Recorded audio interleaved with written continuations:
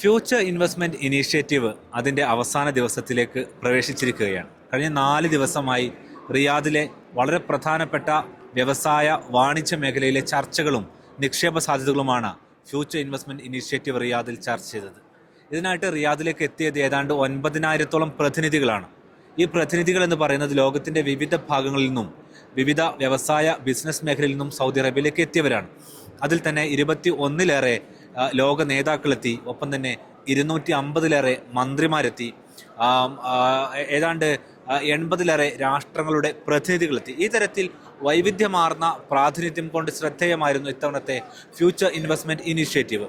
ഇതിന് മറ്റൊരു പ്രധാനപ്പെട്ട പ്രത്യേകത എന്ന് പറയുന്നത് കഴിഞ്ഞ കുറേ വർഷങ്ങളായി സൗദി അറേബ്യയിൽ സംഭവിച്ചുകൊണ്ടിരിക്കുന്ന വിവിധ മേഖലയിലുള്ള മാറ്റങ്ങളും പ്രഖ്യാപനവുമെല്ലാം നമുക്കറിയാം. അതിൽ തന്നെ വൻകിട പദ്ധതികൾ തന്നെ ഒരേ സമയം പലയിടത്തായി പ്രഖ്യാപിച്ചുകൊണ്ടായിരുന്നു സൗദി അറേബ്യ ലോകത്തെ ഞെട്ടിച്ചത്. പക്ഷേ ഇപ്പോഴുള്ള വളരെ പ്രധാനപ്പെട്ട ട്രെൻഡ് എന്ന് പറയുന്നത് വ്യത്യസ്തമായ മേഖലയിൽ ഒരേ സമയം അവസരങ്ങൾ വരുന്ന കാലമാണ്. ഒരേ സമയം റിയൽ എസ്റ്റേറ്റ് മേഖലയിൽ വരുമ്പോൾ തന്നെ മറുവശത്ത് സ്പോർട്സ് മേഖലയിലും ലോജിസ്റ്റിക്സ് മേഖലയിലും മൈനിങ് മേഖലയിലും എല്ലാം തന്നെ അവസരങ്ങൾ വന്നുകൊണ്ടിരിക്കുന്നു. ഇപ്പോഴുള്ള സൗദി അറേബ്യ അനുഭവിക്കുന്ന പ്രധാനപ്പെട്ട പ്രതിസന്ധി ഇതിലേക്ക് നിക്ഷേപകരെ കണ്ടെത്തുക എന്നുള്ള പ്രധാനപ്പെട്ട ചലഞ്ചാണ്. അതിൻ്റെ ഭാഗമായിട്ടാണ് കഴിഞ്ഞ വർഷങ്ങളെല്ലാം തന്നെ FII സംഘടിപ്പിക്കുകയും അതുവഴി ലോകത്തിന് മുൻപിൽ റെഡ് സീയും നിയോമും ഖിദ്ദിയയും ഉൾപ്പെടെയുള്ള അവരുടെ വൻകിട പദ്ധതികളും പ്രഖ്യാപനങ്ങളും എല്ലാം തന്നെ പരിചയപ്പെടുത്തിയത്. ഇപ്പോൾ സൗദി അറേബ്യ അനുഭവിക്കുന്ന വളരെ പ്രധാനപ്പെട്ട പ്രതിസന്ധികളിൽ ഒന്ന് ഈ പ്രഖ്യാപിച്ച പദ്ധതികളിൽ പലതിലും സ്ലോ ഡൗൺ നേരിടുന്നു എന്നുള്ളതാണ്. അതിന് പ്രധാനപ്പെട്ട കാരണം വൈവിധ്യമാർന്ന മേഖലയിലേക്ക് ഒരേ സമയം ഫണ്ടിങ് നടക്കേണ്ടതുണ്ട്. അതുകൊണ്ട് തന്നെ ഇപ്പോൾ റിയൽ എസ്റ്റേറ്റ് മേഖലയിൽ പെടുന്ന പദ്ധതികളായ നിയോം, റെഡ്സി ഉൾപ്പെടെയുള്ള മേഖലയിലേക്കുള്ള ഫണ്ടിങ്ങിൽ അവർ കാര്യമായിട്ടുള്ള കുറവ് വരുത്തുന്നതാണ് അന്താരാഷ്ട്ര മാധ്യമങ്ങൾ ഉൾപ്പെടെ റിപ്പോർട്ട് ചെയ്യുന്നത്. അതേസമയം തന്നെ സമാന്തരമായി മറ്റു മേഖലയിലേക്ക് സൗദി അറേബ്യ കൂടുതൽ ഫണ്ടിങ് നടത്തുകയും ചെയ്യുന്നു. അതിൽ പ്രധാനപ്പെട്ടതാണ് കായിക മേഖല. അപ്പോൾ ഈ കോൺഫറൻസിൽ കഴിഞ്ഞ വർഷവും ഈ വർഷവുമെല്ലാം തുടർച്ചയായി പങ്കെടുത്തുകൊണ്ടിരിക്കുന്ന അറബ് ഡ്രീംസിൻ്റെ പ്രതിനിധികൾ കൂടി എൻ്റെ കൂടെ ഇവിടെ FII വേദിയിൽ കഴിഞ്ഞ 2-3-4 ദിവസമായി ഉണ്ട്. അവർ കൂടി നമ്മളോടൊപ്പം ചേരുകയാണ്. പുതിയ സൗദിയിലെ സാധ്യതകൾ, നിക്ഷേപകർ എത്തുമ്പോൾ ശ്രദ്ധിക്കേണ്ട കാര്യങ്ങൾ, പുതിയ അവസരങ്ങൾ. കാരണം ഇവർക്ക് കുറച്ചുകൂടി വ്യക്തമായിട്ട് അതിൻ്റെ ഒരു കാര്യങ്ങൾ മനസ്സിലായിട്ടുണ്ടാവും. കഴിഞ്ഞ ദിവസങ്ങളിൽ ട്രാൻസ്പോർട്ടേഷൻ മിനിസ്റ്റർ, വ്യവസായ മന്ത്രി ഇവരുമായിട്ടെല്ലാം കാണുവാനും സംസാരിക്കുവാനും അവസരം ലഭിച്ചു. അപ്പം ഈ ഒരു എക്കണോമിക് സ്ലോ ഡൗൺ എന്ന് പറയുമ്പോൾ തന്നെ സൗദിയിൽ സമാന്തരമായിട്ട് കൂടുതൽ അവസരങ്ങൾ വരുന്നുണ്ട്. അപ്പോൾ ഏതൊക്കെ സെക്ടറുകൾ, പ്രത്യേകിച്ച് ലോജിസ്റ്റിക്സ് മേഖല, ഇങ്ങനെയുള്ള സർവീസ് സെക്ടറിലേക്ക് അവസരങ്ങൾ വരുന്നുണ്ട്. അപ്പം അതിലേക്ക് എത്തുമ്പം എന്തൊക്കെയായിരിക്കും സാധ്യതകൾ, അവസരങ്ങൾ? അതിൽ അറബ് ഡ്രീംസിന് എങ്ങനെയാണ് ആളുകളെ സഹായിക്കാൻ കഴിയുന്നത്? ഇതിൽ പ്രത്യേകിച്ച് ഞങ്ങൾ കഴിഞ്ഞ വർഷത്തെ സംബന്ധിച്ച് ഈ വർഷം നോക്കുകയെന്നുണ്ടെങ്കിൽ കൂടുതൽ ആളുകളാണ് ഇതിലോട്ട് വന്നിട്ടുള്ളത്. ഓരോ വർഷം കൂടുന്തോറും പുതിയ പുതിയ വലിയ കമ്പനീസുകളടക്കം ഇതിലോട്ട് വന്നുകൊണ്ടിരിക്കുകയാണ്. ഇതിൽ പ്രധാനമായും നമ്മൾ ഇവിടെ ഒരു മേഖലയിൽ മാത്രമല്ല അവസരങ്ങൾ, വ്യത്യസ്തമായ എല്ലാ മേഖലയിലും അവസരങ്ങൾ കാത്തിരിക്കുകയാണ്. ആ അവസരങ്ങൾ ഏതാന്നുള്ളത് കറക്റ്റായിട്ട് പഠിച്ചു പോയാൽ, ഇപ്പോൾ ഉദാഹരണത്തിന് പറയുന്നുണ്ടെങ്കിൽ ലോജിസ്റ്റിക് മേഖലയിലും വലിയ അവസരങ്ങളാണ് ഇനി വരാൻ പോകുന്നത്. ഇവിടെ വരുന്ന എക്സ്പോ, വേൾഡ് കപ്പ്, അതെല്ലാം റിലേറ്റഡ് ആയിട്ടുള്ള വലിയ വലിയ പ്രൊജക്റ്റുകൾ വരുന്നുണ്ട്. അതിലെല്ലാം ലോജിസ്റ്റിക്കിൽ വലിയ അവസരങ്ങൾ കാത്തിരിക്കുന്നുണ്ട്. അതുപോലെ സ്പോർട്സിൽ തന്നെ ഒരു ഫുട്ബോൾ മാത്രമല്ല സ്പോർട്സായിട്ട് ഇവർ ഫോക്കസ് ചെയ്യുന്നത്.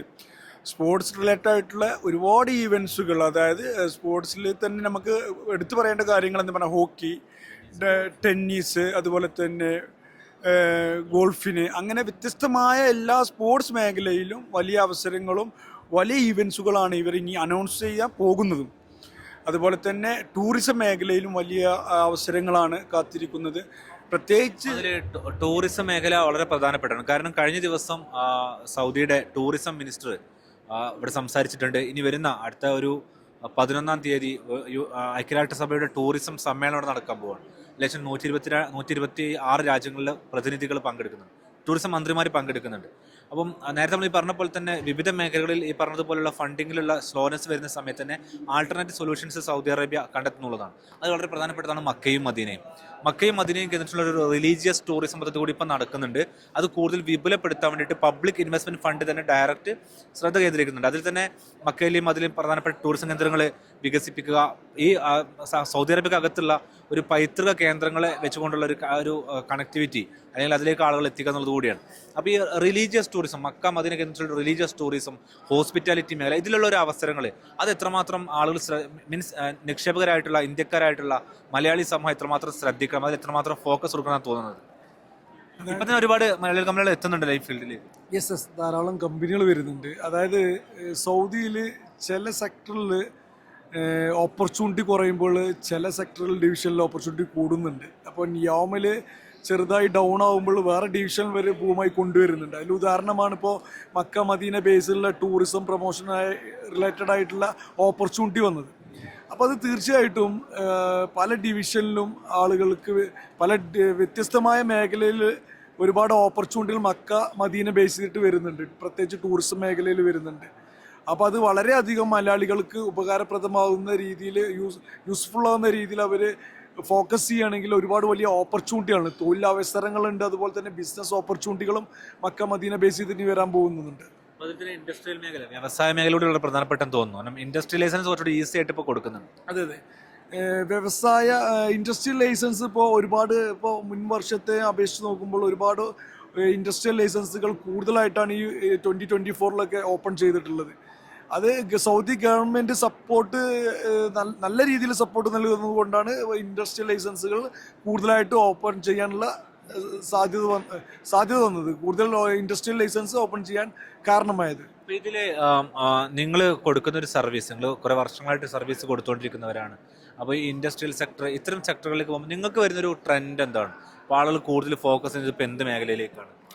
ഇപ്പോൾ ഏറ്റവും കൂടുതൽ ആളുകൾ ഓപ്പൺ ചെയ്തിട്ടുള്ളത് ഫോക്കസ് ചെയ്യുന്നതും ലോജിസ്റ്റിക് മേഖലയിലാണ്. ഇപ്പം ഞങ്ങൾ അറബ് ഡ്രീംസ് എന്നുള്ളൊരു കമ്പനിയെ സംബന്ധിച്ചിടത്തോളം ഞങ്ങൾക്കും വ്യത്യസ്തമായ 9 കമ്പനീസ് ഉണ്ട്. അപ്പോൾ ഞങ്ങൾക്ക് ഈ ഇതുപോലുള്ളൊരു പ്രോഗ്രാമിന് വരുന്ന സമയത്ത് തന്നെ ഞങ്ങൾ കൂടുതൽ ഫോക്കസ് ചെയ്യുന്നത് ആ ബാക്കിയുള്ള കമ്പനീസിനെ ഏതെല്ലാം രീതിയിൽ നെറ്റ്വർക്ക് ഉണ്ടാക്കി ബിസിനസ് വോളിയം കൂട്ടാൻ കഴിയും എന്ന ലക്ഷ്യത്തോടു കൂടിയാണ് ഞങ്ങൾ രണ്ടുപേരും ഇങ്ങോട്ട് വന്നിട്ടുള്ളത്. അൽഹംദുലില്ലാ, ഞങ്ങളെ സംബന്ധിച്ചിടത്തോളം അത് നല്ല രീതിയിൽ നടക്കുകയും ഒരു 6ഓളം കമ്പനിക്ക്, പ്രത്യേകിച്ച് നമുക്ക് IT കമ്പനി എല്ലാം ഉള്ളതാണ്, ഞങ്ങൾക്ക് വർക്കൗട്ട് ചെയ്യാൻ പറ്റുകയും ചെയ്തു ഈ ഈവൻസിൽ. ഞങ്ങൾക്ക് ഇവിടുത്തെ ഒരു FIയുടെ ഏറ്റവും വളരെ പ്രധാനപ്പെട്ട ഒരു പ്രത്യേകത എന്ന് പറയുന്നത് ഈ മന്ത്രിമാരേറ്റ് ഒരു 1-to-1 അല്ലെങ്കിൽ നേരിട്ട് കാണാൻ.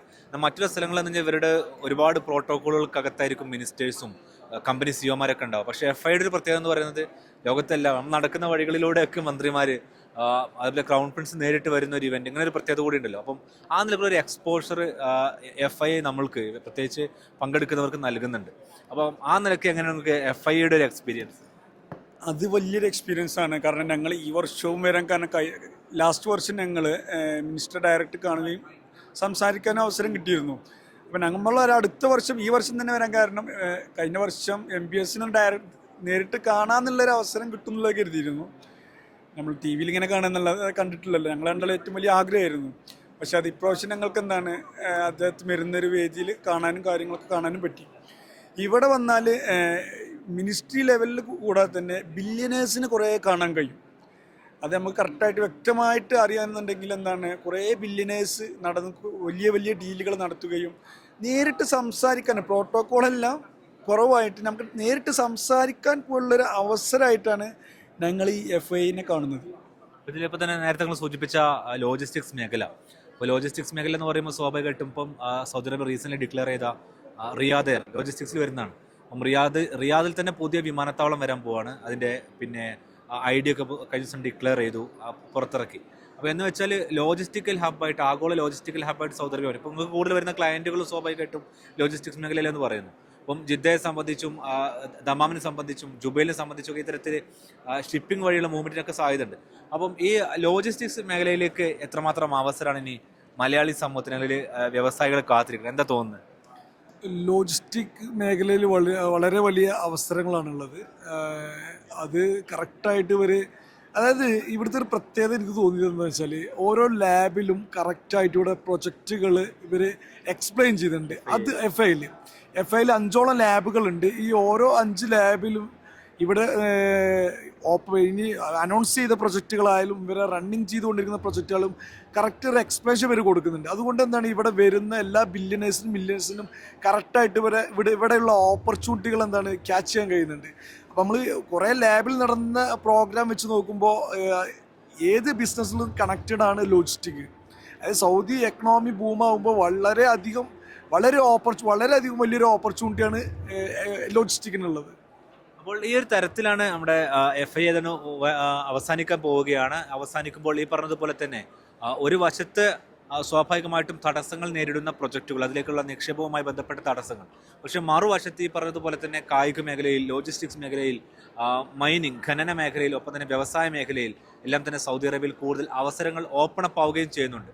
അതിൻ്റെ കൂടി ഒരു ട്രെൻഡാണ് ഈ വർഷത്തെ FII തെളിയിച്ചത്. പ്രത്യേകിച്ച് എക്സ്പോ പോലെയുള്ള, കിദ്ദിയ പോലെയുള്ള വൻകിട പദ്ധതികൾ പൂർത്തീകരണത്തിലേക്ക് നീങ്ങുകയാണ്. ഒപ്പം തന്നെ അവിടെയെല്ലാം ഒരുങ്ങുന്ന കായിക മാമാങ്കങ്ങൾക്കായി വൻകിട സ്റ്റേഡിയം പദ്ധതികൾ പുരോഗമിച്ചുകൊണ്ടിരിക്കുന്നു. ഈ തരത്തിൽ വ്യത്യസ്തമായ അവസരങ്ങളിലേക്ക് ഈ വർഷത്തെ FIIയിലൂടെ വഴി തുറക്കുകയാണ് സൗദി അറേബ്യ. റിയാദിൽ നിന്നും അഫ്താബുർ റഹ്മാൻ, മീഡിയ 1.